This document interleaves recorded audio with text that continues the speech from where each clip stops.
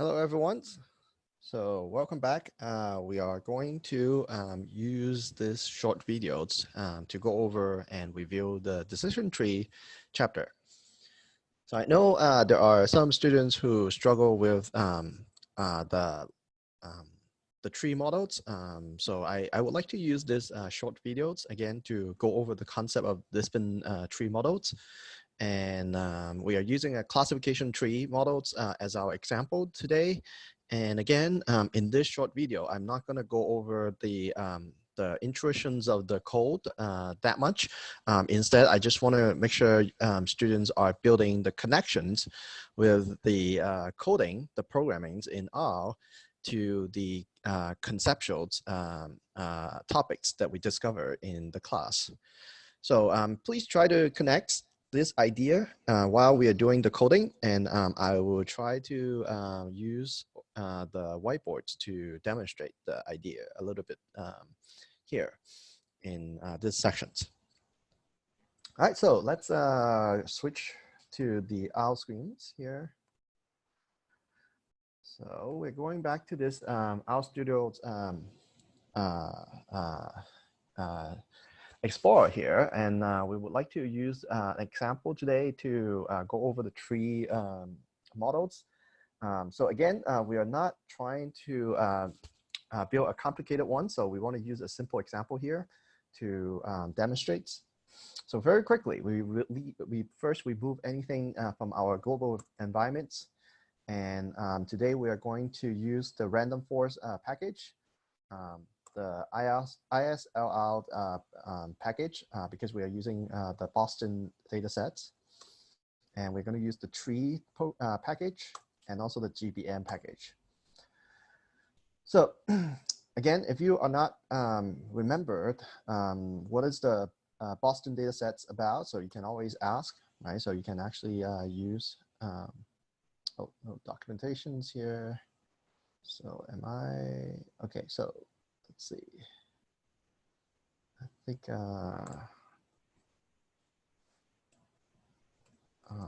if I remember correctly, it should be the ISLR, but let's see. Okay, so the Boston dataset is actually coming from the MASS package. Sorry about that. So we can print the Boston datasets to see what's in there. Again, you attached it, so we can use it later.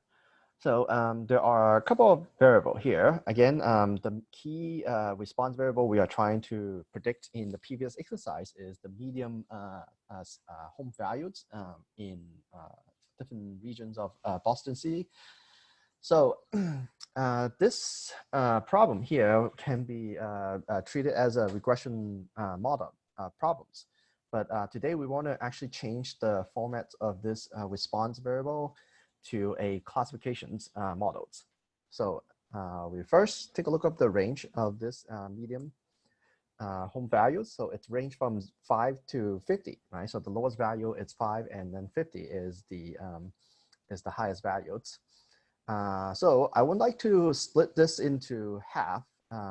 So I would like to define whatever that actually greater or equals to 24 is considered high, and anything below, actually anything below or equals to 24 is low. Anything above 24 is going to be considered to be high price range. So we save this and we create a dummy variable here, which is a binary variables for high and low. And we are going to put it into a data frame so we can use it. And we are going to drop the medium sales price, the MEDF columns. So at the end, what we got here is just the predictors here. And we will have the last column here, which is the new column we created, which is home price, either high or low values. So it's a binary choice. All right, so we create this new response variable, and then we would like to split the data into the training set and data set, so we can actually use the validation approach to check for the testing error rates from our predictions. So again, we set the random seeds.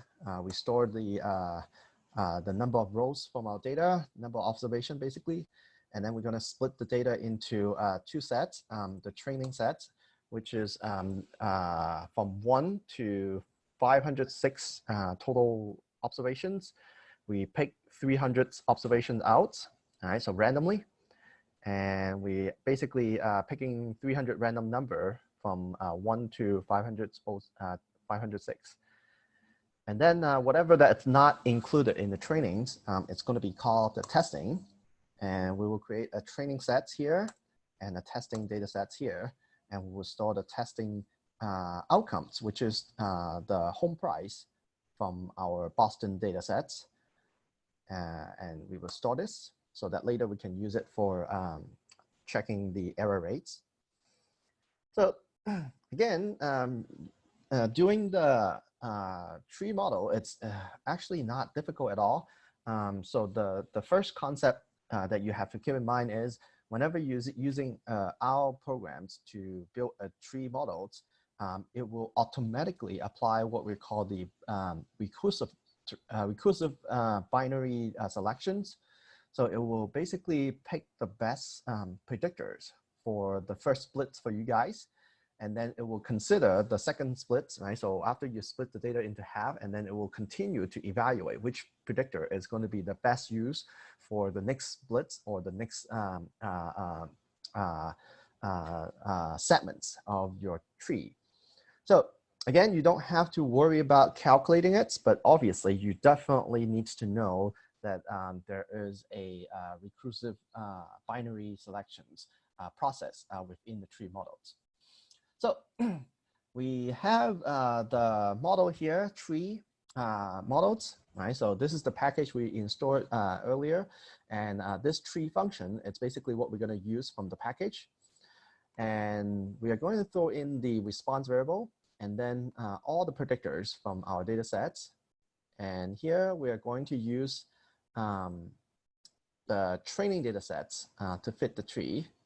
So let's see, this time we're going to use the trainings data sets. So Boston is not the one, but we're going to use the train data to train our model. All right, so let's run this. So we fit a tree and you can print the summary of the tree. Again, the summary of the tree model, it's not going to tell you much, but at least it lets you know how many predictors are being used. And in this case, well, we have 1, 2, 3, 4, 5, 6, 7, 8. So there are a total of 8 predictors that it's being used in this tree model. Again, you do not need to select which predictor to use in a tree model. The tree model function is going to run the binary, recursive binary selections and pick the best predictor for splitting the tree for you. And at the end, we will have a total of 16 terminal nodes. So this nodes is going to be the results, right? So we are going to have 16 groups of data, well, 16 groups of results. Depends on the split of the tree, right? So basically, this 16 terminal nodes are basically represented by the leaves of the tree. And here we have the residual mean deviance, which is the error rate of the tree, and I mean the deviations, right, of the trees. And we have also here the error rate, the misclassification error rate here, which is only 5%. It's pretty low. All right, so again, well, this is the model predictions for the training data, right? So we want to also see, well, how well it actually fits the testing data later. Again, one of the great advantage of a tree model is that we can plot the tree diagrams. So let me just use the plot function here. So plot the tree fits, and you can see the split of the trees, and then you can also put the name to each internal nodes in the tree, right? So remember, every split of the tree is defined by the internal nodes. So you can actually use tags of the models, and then you can put in the arguments here, pretty equals 0 for any categorical predictors you have. So you can see now how the tree is split into this 16 leaves or terminal nodes. And again, if you want to know how each splits it's being divided, you can also just print you can basically just type in the tree model. It will basically returns all this splits from the tree diagrams that you see. So as you can see, the first one here, we have the roots, and we have the total data basically splitting into the low, right, and the high right here. So anything below 10.14 for LSTAT, it's going into the high, right? Anything above it, then, well, it goes to the low and so on. So you can see each splits, how it splits and by which predictors. Again, well, the tree diagram, it's going to give you a much more intuitive sense of how the tree is being split, instead of like looking at this long, very difficult reading tags. All right, so again, well, we are trying to run the predictions here to see how well it predicts the unknown data, right? So the testing data. So we're gonna run our predictions here. So again, we're using prediction functions, pass in the model, and pass in the testing data sets. And again, for classification problem, you must use this argument here, type equals to class. All right, so we do this, and then you can actually plot the, or you can create this confusion matrix that we usually do, right, in the classification models. So here we see that this is basically the one that's correctly predict high, high, and these ones are the ones, that correctly predict for low, low. And we have some error here, right? So we have some error terms here. So you want to know what is the error from this model, you can actually print, right? So in this case, we have the error rates here, which is equals to 199,029, right? So 29s. So this is the testing error rates we get from this simple full-grown tree. So after you build a basic tree, of course, you want to try to see if you can improve the predictive performance of this model. Again, we have about 20% of error rate here, which is not very, very ideal for unknown data. We want to actually reduce it. So we would like to think about how we should reduce this error rate. So one way to do it is by pruning the tree, right? So by trimming the tree. So you can actually build or fit a pruning tree models by restricting the number of terminal nodes allowed for the tree models. However, before you're pruning the tree, you have to basically find out what would be a good tree size to restrict your model, right? So you can actually define, right? So to have maximum of 3 terminal nodes, or you can have like maximum of 7 or 8 terminal nodes.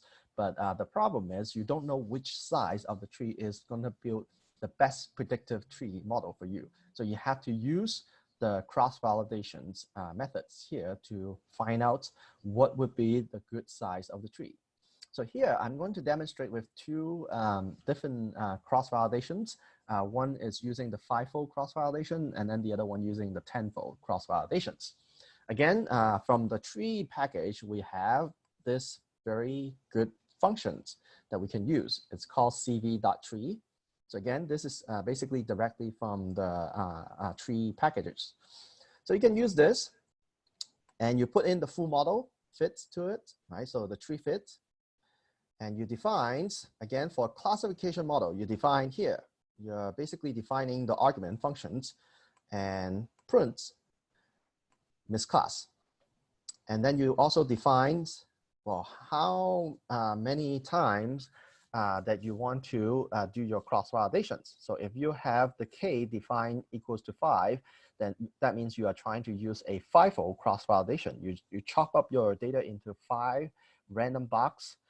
And then you are going to do the testings with each box, right? And building the model with the rest of the 4 boxes and rotate 5 times to get the average results. So here, I'm going to basically build this, and I'm going to run this cv.tree, and I will get a result here. So the CVTree is going to return this results where you will see the different size of the tree. And then each of this deviance, which is the error rate that corresponding to that size of the tree. So if we have a tree size equals to 1, then the deviance is going to be very high. The error rate is going to be very high from the cross-validation standpoint. If we have the maximum terminal nodes equals to 2, then we have relatively high.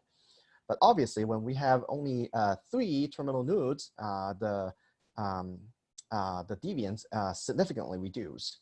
And as well as 4 nodes here, it still keep going down. But then when we're building more and more complex tree, by adding more terminal nodes into our model, obviously it's starting to increase the deviance, the error rates for the model. So seems like we found some evidence here from the 5-fold cross-validations. And we want to actually find out if we get the consistent results if using a 10-fold cross-validations. So again, we basically do the same thing. Again, we're going to first plot the table, plot the trees here. So we can plot the results. Let's see, CV, oh, okay. So CV5, tree size. Okay, see, CV5, tree size. Okay, so let's plot this. Okay, so this is the results, right, from our previous observations, right, the size and the deviance.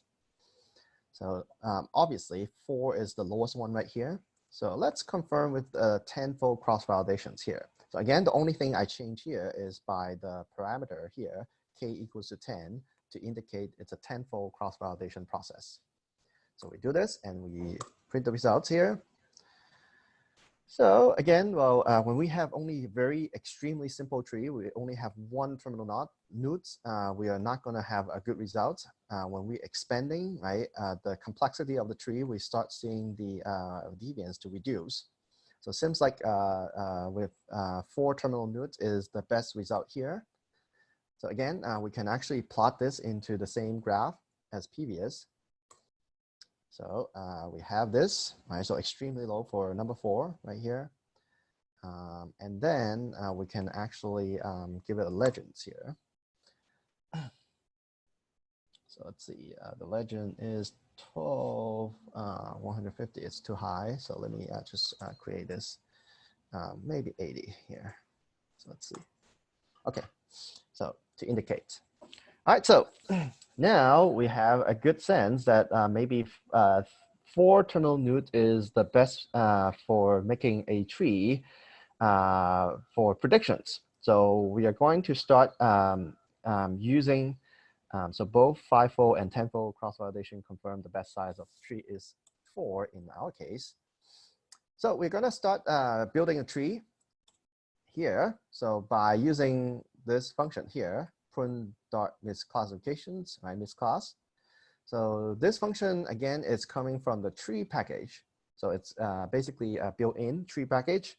It allows us to basically use the functions to look into the full growing tree model and also put in the parameter here, the arguments here, by saying best equals to whatever terminal nodes that you allow the tree to build up to. So here we are allowing the tree to build only up to 4 terminal nodes, and then it stops. Okay, it won't expand, but only just to only 4. All right, so let's print the tree. All right, trim the tree, and this is going to be the trim the tree model. Right, so the print fits, and obviously we have this output right here, which we would like to plot out, right? So we want to use the tree diagram here, right? Much simpler.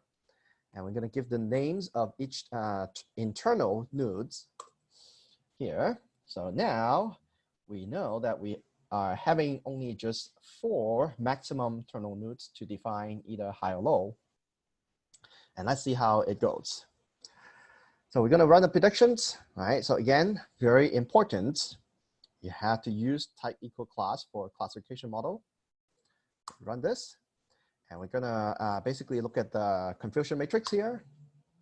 So it seems like we are reducing the number of incorrect predictions here.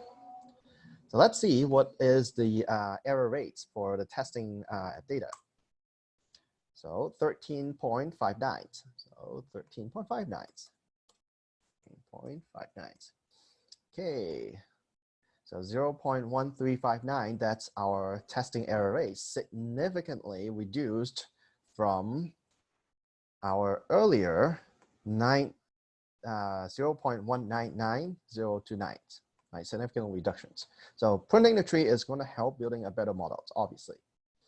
Now, of course, we don't want to just stop here. 13.59% of error rate is good, but then, well, it might not be the best, right? So we want to actually see how we can reduce the error rate even further.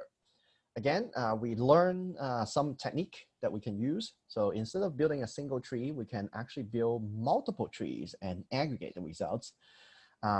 So for bagging, random forest, or boosting, one downside about those model or technique is that we don't have the privilege to print the tree diagram anymore, because, well, we are aggregating hundreds or even sometimes thousands of trees. So there is no one average tree that we can plot out. So instead, we are going to basically losing those interpretations of the model, but getting in return, a better prediction results. So again, for bagging, it's not too difficult. Again, bagging is just one single special case in the random forest setups.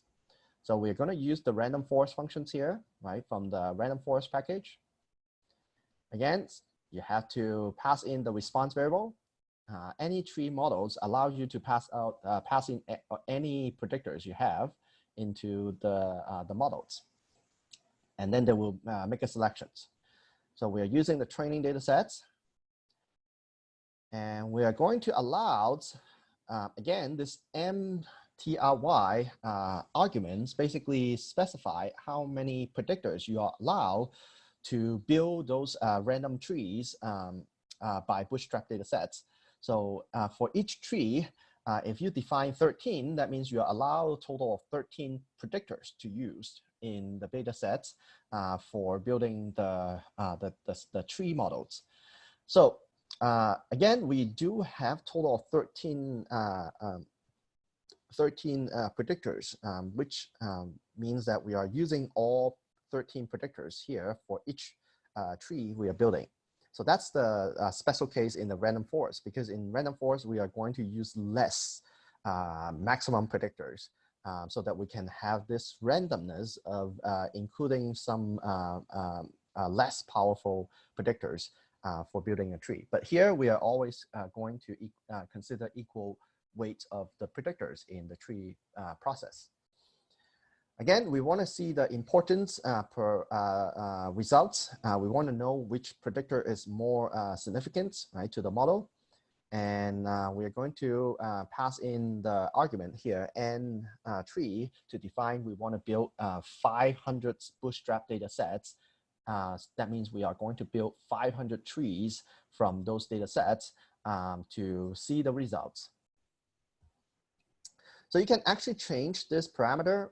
Again, well, if you want to build a model with 1,000 bootstrap data sets, you can feel free to do it. But the default is 500. So you can basically ignore this part right here. You can actually delete this and still getting a 500 trees predictions.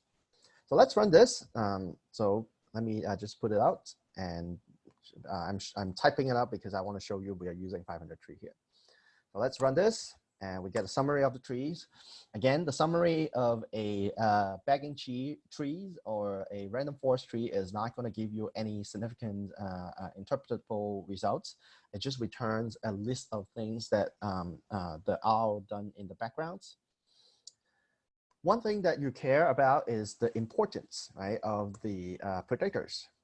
Again, if you use the importance functions from random forest package, you pass in the model, you are going to see which one is going to be more significant to your predictions. So in this case, the largest number it is indicates if you drop this variable, it will increase the error, the deviance, right? The error terms by that size comparing to other predictors. So dropping LSTAT is going to have a very, very significant impact to make it to increase the error term comparing to other predictors. The second largest one is RM, right? And then the third ones will be somewhere closer here, age, right? So again, while reading a table, it's good, but not as good as plotting it out. So again, there is a built-in random forest package functions here, which is called var important plot, right? So VARIMP plot. So you pass in the model, you can actually see this visually. So you can actually see how the mean decreases accuracy and also the mean decrease Gini. So again, well, LSTAT is the one that it's the most significant in this models. So that's indicate it's the strongest predictors in the model. So again, well, we built a forest here, right? So you want to use the model fits to basically test the error rates. So again, we are going to use the predict functions here. So we are going to, let's see, we are going to define the types class. It's probably not going to affect anything. All right, so so let's use the back to tree fits and the testing data sets and make a classification predictions. And here we're going to plot the, we're going to create a confusion matrix. Again, well, we see a significant reduce on this error terms. So let's see what is the actual error rate here. So we got an error rate equals to 11, right, 0.1165 right here. So again, comparing to our previous results, another improvement for making a predictions for unknown data. So it's a very, very engaging or very exciting news, right, for us. And now, of course, we want to see if we can improve it further, right? So now we are moving into a random forest for the same problems. So how we're going to do it is basically trying to use, again, the cross-validations process to find out what is the maximum number of predictors to be used in each time we are building a tree from the bootstraps data sets. So in order to do that, we are going to create an empty box right here, right? So there's a list of zeros, and we are going to use the for loops to run through the number 1 to 13, and 1 to 13 in each loop will pass into this positions here, which will define the maximum number of predictor used for splitting the trees. So in this case, we are going to have the first loop that creates a maximum number of predictor to use for each split of the tree equals to 1, right? Only one predictor allowed. And then it will goes into the predictions process, and then it will goes into the to calculate the error rates, right, from the models. So let's just keep this standardized, right? So class.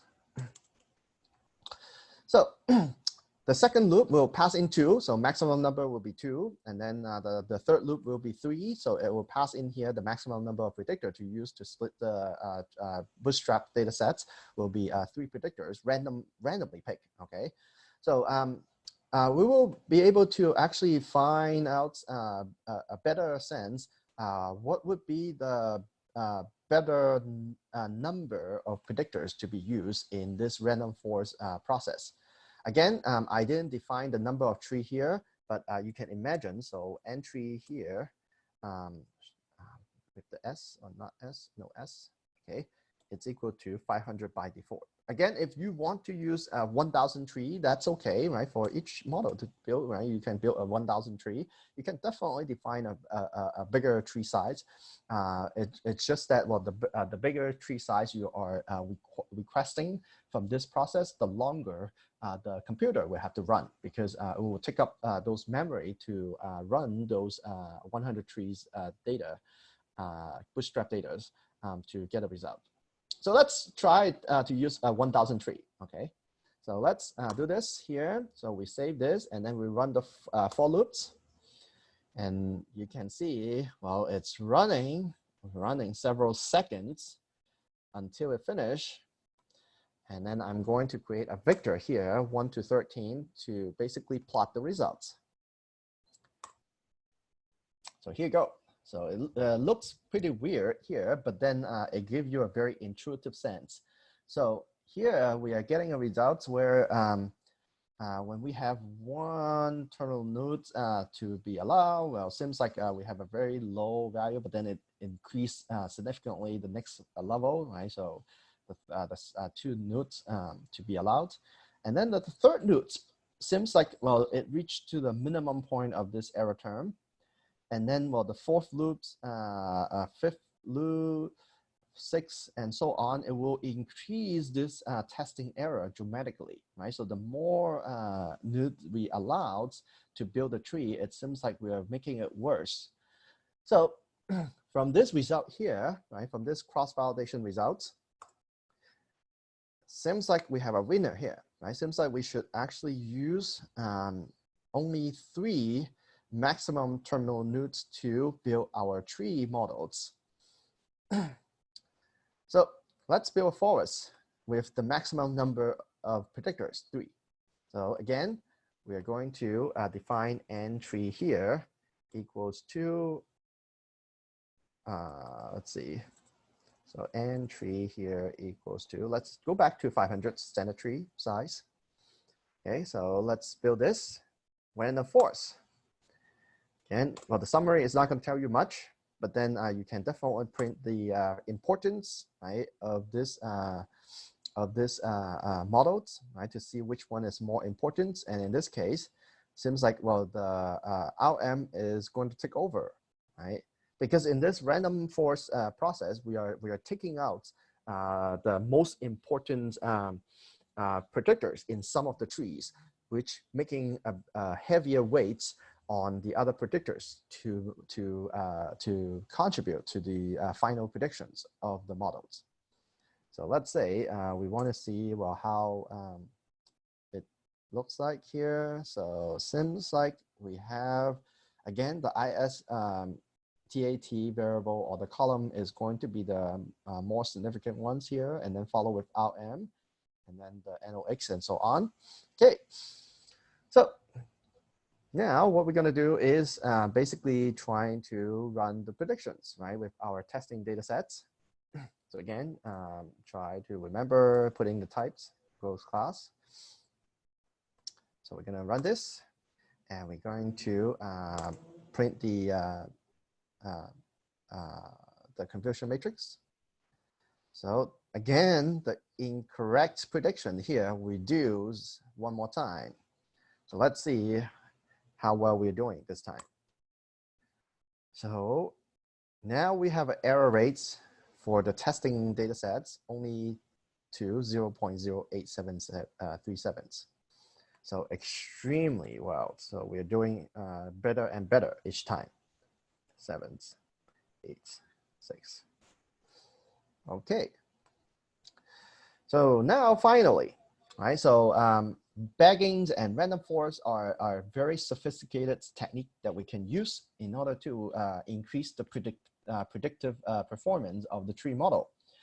There is another separate technique. Again, it's not the same technique, but it's a different technique from the bagging and random forest. So we can use boosting, right? So boosting also allow us to build a forest, but we are building basically a forest of stumps in this case. So again, what we mean by stump is the tree that only have 2 terminal nodes. So the tree that only split one time, right? So only have a depth of the tree 1. So let's try to build a boosting model here. So we are going to restrict our learning rate here, the shrinkage, to 0.01. And we're going to build the model with 5,000 tree size. So in this case, we would like to first define a new variable here for the training data set and the testing data set, so we can use this new columns to make to run the model. So the reason why we are doing this extra step, because the GBM functions, the GBM functions for boosting only allowed classification model in a binary choice of 0, 1.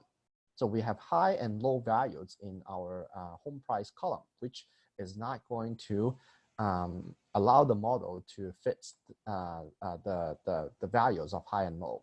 So we have to create this one additional steps.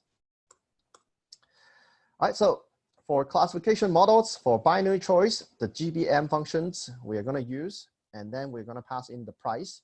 And again, we are not going to use the high and low columns, so we are going to subtract this from our data sets. We're using all but minus, right? Subtract the home price, the high-low columns. And we're going to use the training data sets. And remember, for classification model of binary choice, we have to use the distribution equals to Bernoulli. And we're going to define the size of the tree we're going to build, and it will be 5,000. And the interaction depth, we are using a stump. So basically, we have a depth of 1. And the learning rates for the model is going to be 0.01. Again, well, those are the parameters you can actually adjust. So all 3 of this can be adjusted in order to drive a better results. But we are basically just trying to give an example here so you can actually see how it compared to the previous. All right, so let's build a model. Again, the summary of this model is not going to give you any interpretable result, but just to give you an idea which variable is going to be heavily used or have the most powerful impacts to this model fits. So again, LSTS TAT is going to be the one that has the highest influence to the model. And then RM is the second one, A is going to be the third one, and so on. So again, our ultimate goal is to find out the predictions error, right? So we're going to give a results here, right? So we're going to store the outcome, which is equal to the price from the testing data sets, right? Which is 0 and 1. And then we're going to run the predictions, right? So the predictions here will pass in the model, and then the new data equals to the testing data sets. And also we're defining how many trees we are using for this predictions. And we're going to also create these predictions with the if-else statements. So anything that the model returns that it's greater than 0, then we will give it a 1, and anything below 0, then we will give it a 0, right? So if you not understand about why I'm taking this step, you can definitely at this point try to print the result here. So how the predictions looks like. So the predictions from the model, it's not going to return 0 and 1 to you, but instead it will return some weird number here. So again, the reason why we have such confusing predictions result here is because when we run the predictions of the models, it will only give you the values returns with the predictions probability. So again, I don't know if the class is going to help in this case. So you can try to do this. So, oops, okay. So yeah, so the since we are not actually having the results classified as a category, so we cannot use class to define it either. So again, well, that's the reason why we have to actually transform this results, these predictions, into either 0 or 1 by using this statement here. Anything below 0 is going to be 0. Anything above 0 is going to be 1. Okay, so we can now print the confusion matrix. So we have zeros here, right? So 0 basically means it's going to be a low selling price. 1 is going to represent the high selling price. And we have some that's not very correctly predicted, right? Some numbers here. And let's see what is the error rate. All right, so we have the error rate here equals to 0.0873786. All right, so 8786 here. So basically the same thing here as we are doing a bagging tree. But one thing worth to note, the error is coming from different category here, right?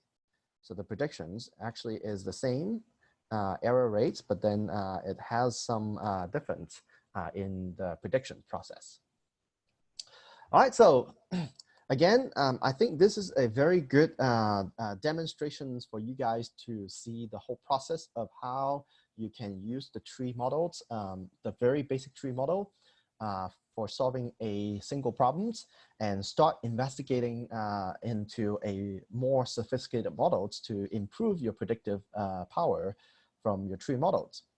So if you are still confused about this technique, right, or the use of the programs, I strongly recommend you to pause at each model that I talk about here and try to understand, right, what are the steps that we take in order to improve the predictive power of the tree models.